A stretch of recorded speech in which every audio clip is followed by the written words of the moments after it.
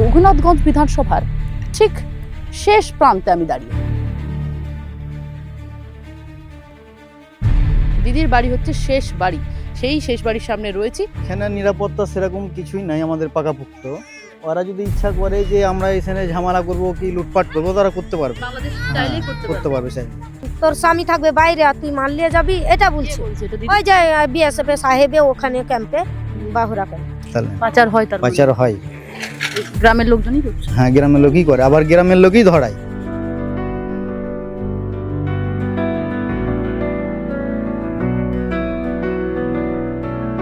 পশ্চিমবঙ্গের মধ্যে মুর্শিদাবাদ জেলা, তারই মধ্যে পড়ছে রঘুনাথগঞ্জ বিধানসভা।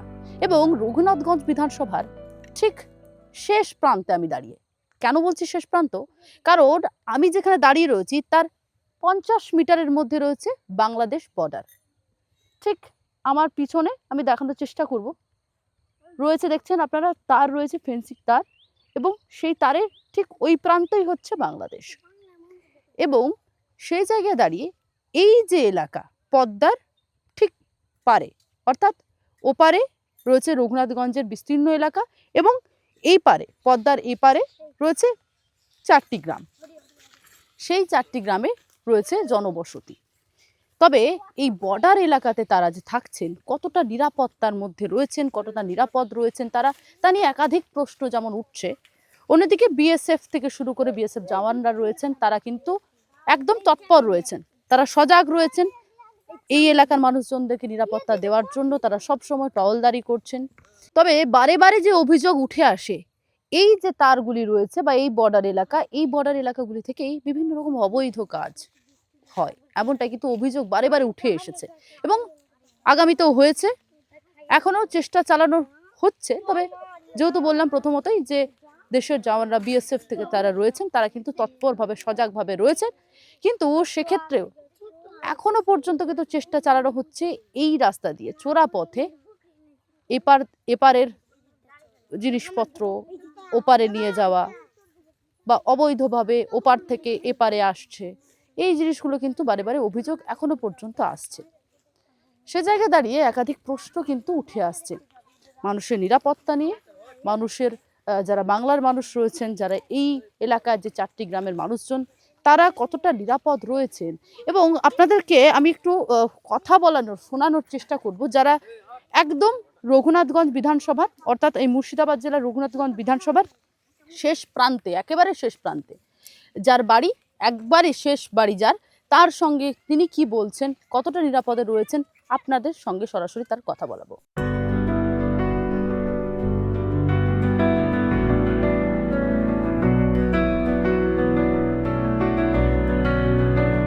দিদি, আপনারা যে জায়গায় থাকেন, জায়গাটার কি নাম? নাম 1 নম্বর পিরাজপুর। আচ্ছা, এটা রঘুনাথগঞ্জের মধ্যেই তো পড়ছে? হ্যাঁ, পড়ছে মুর্শিদাবাদ। মুর্শিদাবাদ। হ্যাঁ দিদি, একদম আপনার বাড়ি বললেন ঠিক ওইখানে, হ্যাঁ ওইখানে, মানে ওটাই তো আপনার বাড়ি? হ্যাঁ ওটাই আমার বাড়ি। আচ্ছা, আর এখান থেকে তো দেখা যাচ্ছে বাংলাদেশ বর্ডারটা হ্যাঁ, একদম। বর্ডার দেখা যাচ্ছে তো। আচ্ছা, মানে একদম বর্ডারের সামনে থাকেন হ্যাঁ আপনারা? হ্যাঁ, আমরা একদম বর্ডারের সামনে থাকি। আচ্ছা, আর বাড়ি নাই, এখানেই আমার বাড়ি শেষ। আপনার বাড়িটা শেষ বাড়ি? হ্যাঁ, মানে এই রঘুনাথগঞ্জের মধ্যে, মানে মুর্শিদাবাদ জেলার রঘুনাথগঞ্জের মধ্যে হ্যাঁ। বলা যেতে পারে পিরোজপুর 1 নম্বর, তাই না দিদি? হ্যাঁ 1 নম্বরে শেষ বাড়ি, সেই বাড়ির যে মালিক তার সামনে রয়েছি। আর একদম বাংলাদেশ বর্ডার দেখা যাচ্ছে সামনে থেকে, আমি দেখানোর চেষ্টা করবো একবার। একদম দেখতে পাচ্ছেন আপনারা সামনেই বাংলাদেশ বর্ডার। এবং দিদির বাড়ি আমি দেখাতে বলবো আমার চিত্র সাংবাদিককে, দিদির বাড়ি হচ্ছে শেষ বাড়ি, সেই শেষ বাড়ির সামনে রয়েছি। আর দিদি, কতটা নিরাপদ মনে হয় এখানে থাকতে? এখানে থাকতে আমাদের কোনো অসুবিধা হয় না।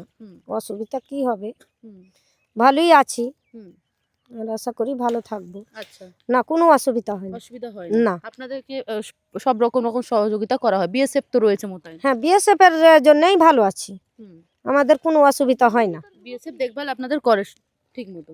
হ্যাঁ, ঠিক মতন করে। কে কে থাকেন দিদি বাড়িতে? বাড়িতে থাকি, আমার বাচ্চা 4টা নিয়ে আমি থাকি, আমার স্বামী বাইরে থাকে। আচ্ছা, দাদা বাইরে কাজ করেন? হ্যাঁ, বাইরে থাকে। দাদা কোথায় কাজ করেন? এই উড়িষ্যাতে, কোথায় আমি বলতে পারবো না, জায়গা তো অনেক। বাইরে গিয়ে কাজ করেন হ্যাঁ, দাদা, বাইরে কাজ পরিযায়ী শ্রমিক দাদা। হ্যাঁ। আচ্ছা, মানে 4টে ছোট বাচ্চা নিয়ে আপনি একাই থাকেন? হ্যাঁ, একদম একাই থাকি, ওই তো বাচ্চা, ওইটা বড়, আচ্ছা আর একটা দ্বিতীয় আছে, আচ্ছা আর ও তো একটা মেয়ে, 3টা ছেলে। আচ্ছা, তো এই যে বর্ডার এলাকাতে একদম থাকছেন, আপনার বাড়িটা একদম শেষ বাড়ি, হ্যাঁ 4টে বাচ্চা নিয়ে একা একজন মহিলা আপনি থাকেন, হ্যাঁ। এটা কিভাবে মানে ভয়? আচ্ছা কিসের ভয় থাকতে পারে? আমি যদি ভালো থাকি তাহলে কেউ কি আমাকে অন্যায় করতে পারে? আচ্ছা, আমার কোনো অসুবিধা হয় না। বর্ডারের খুব সামনে ভালো তো আছি। অনেক রকম অবৈধ কাজ, এগুলো সব না অভিযোগ বারবার উঠে আসে এবং না সেক্ষেত্রে কোনো কিছুই নাই ওগুলো। এখন ঠিক আছেন খুব আপনারা? ভালো আছি। না, আগে তো অনেক অভিযোগ এসেছিল, এখন ওইসব হয় না, না?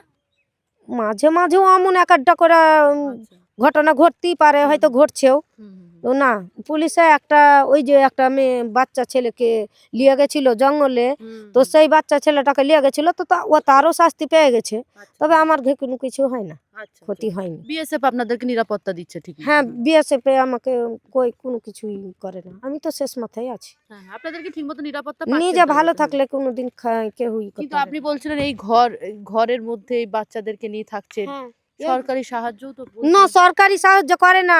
আমার নামে আধার কার্ড দিয়া লিয়ে গেছে, এই আধার কার্ড দিয়া তিরপল দিব বলে লিয়ে গেছে, তবুও আমাকে দিলে না খো। আমার কি অসুবিধা আপনারা তো দেখতে পাচ্ছেন। দেখেন দুটা করে এই বিক্রি করব বলে মাল নিয়ে আসতে যাচ্ছি, তো আমার স্বামীর নামে ইটা করতে চাইছি, লাইসেন্সটা বিএসএফ মানা করছে যে স্বামীর নামে বলিস না, করিস না খো, তোর নামে কর। তো আমার স্বামী সময়তে আমার স্বামী যাবে, সময়তে আমি যাব, তবে স্বামীর নামেই তো করা ভালো। হুম, হুম। দে আবার দ্বিতীয়বার ওই লাইসেন্সটাকে বাদ দিয়ে 400 টাকা দিয়ে কোনো আবার দ্বিতীয়বার লাইসেন্স করতে হয়েছে। এটাই অসুবিধা কি কি করলো। বলছে, কি সমস্যা কি হয়েছে? সমস্যা বলছে যে মেয়ে ছেলে তুই এই, তোর স্বামী থাকবে বাইরে আর তুই মাল নিয়ে যাবি, এটা কে বলছে। বলছে এটা দিদি? ওই যে বিএসএফ সাহেবে ওখানে ক্যাম্পে, বাহুরা ক্যাম্পে। দাদা, এই যে বিস্তীর্ণ এলাকা, একদম বাংলাদেশের সামনেই আপনারা রয়েছে, সামনে বর্ডার রয়েছে, সেভাবে স্ট্রং বর্ডার তো নেই, রয়েছে কাটা তার রয়েছে। তার কাটা রয়েছে কিন্তু স্ট্রং নয়। স্ট্রং এখানে না স্টক নয়, মানে চুরিচামারি করে অনেকগুলো কাজ হয় এখান দিয়ে, করে মানুষে। তো বিএসএফ থাকে, মাঝে মধ্যে থাকে, রাত্র করেও থাকে। ওরা টহলে এদিক ওদিক বেড়ায়, রাত্রে আমরা কেউ বেড়াতে পারি না। কতক্ষণ আপনারা বাইরে বেরোন? আমরা মোটামুটি রাত 8টা 8:30 পর্যন্ত, তারপর আর কি তারপর বাইরে আর বেরোন? না বেড়াই এদিকে, এই লাইনে মানে এই সাইডে থাকি না, সব গ্রামের ভিতরে এইদিকেই। গ্রামের ভেতর। আর এই এদিকে সাইড তো আছে আপনাদের নদীর পার, পদ্মা পাড়ের ওই পারে তো যেতে পারেন না। না, রাত্রে যেতে পারি না। যদি অসুবিধা হয় মানে কোনো মানুষের এমার্জেন্সি যদি হয়, তাহলে বিএসএফ কে জানিয়ে আমরা যেতে হয়। আচ্ছা, তার আগে যেতে পারবেন না, না। তার আগে যেতে পারবো না। গরিব ঘেরা লোক, আচ্ছা দিদি, তো কোনো কেউ কই ঘুরে তাকায় না।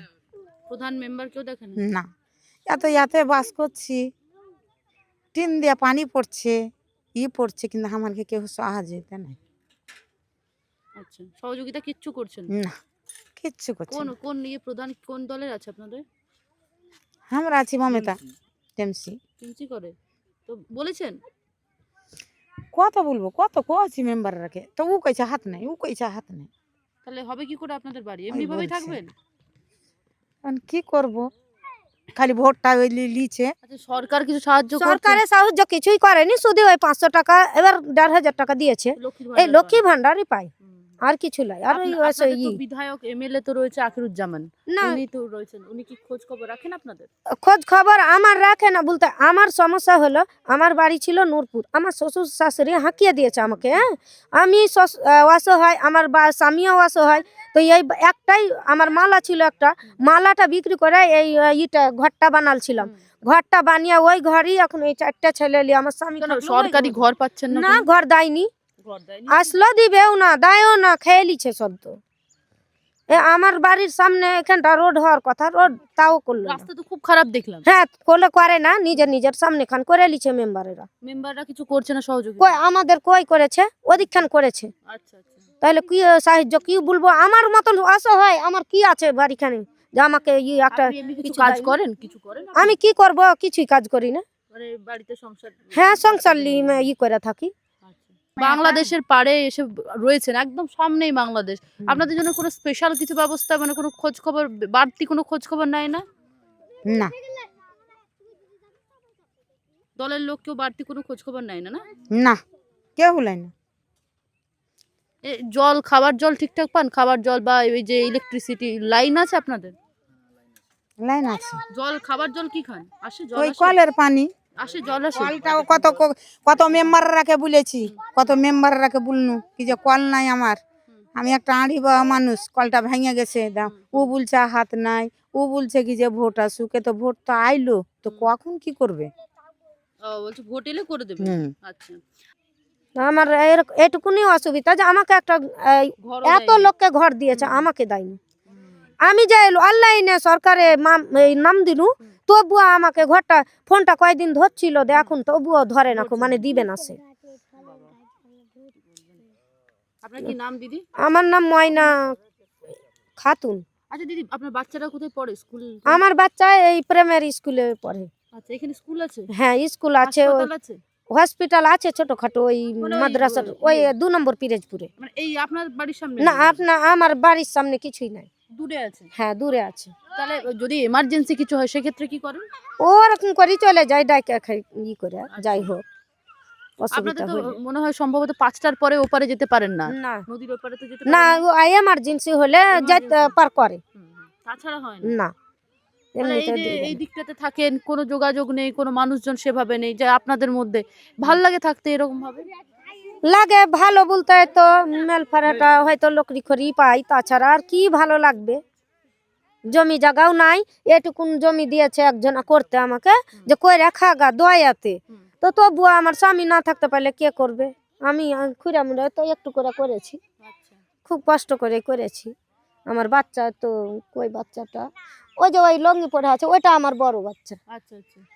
তাই ওই বাচ্চাকে বাচ্চাদের পড়াশোনা ঠিক মতো হয় এইখানে পারি থেকে? না, আমি করাইতে পারি না, আমি গরিব করতে মানুষ, পারেন না। আমার স্বামী লেবার মানুষ। লেবার মানুষ। হ্যাঁ আর আপনাকে কোনো সহযোগিতাও না করে না? কেউ করে না, ওই যে বললো কি লক্ষ্মী ভান্ডার টাইপ করতে পারে, ওটাই তাছাড়া পান, তাছাড়া হ্যাঁ কিচ্ছু পান না, আর রেশম, আচ্ছা আচ্ছা, ঠিক আছে তো আর কিছু পাই না।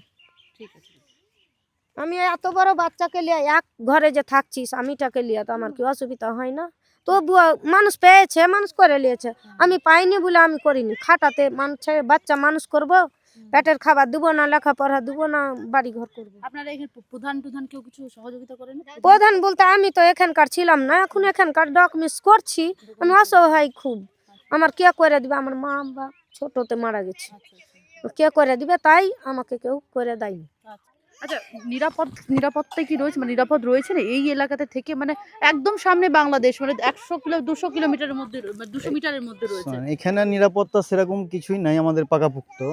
ওরা যদি ইচ্ছা করে যে আমরা এখানে ঝামেলা করব কি লুটপাট করবো, তারা করতে পারবে। বাংলাদেশ হ্যাঁ চাইলেই করতে করতে পারবে। পারবে চাইলে।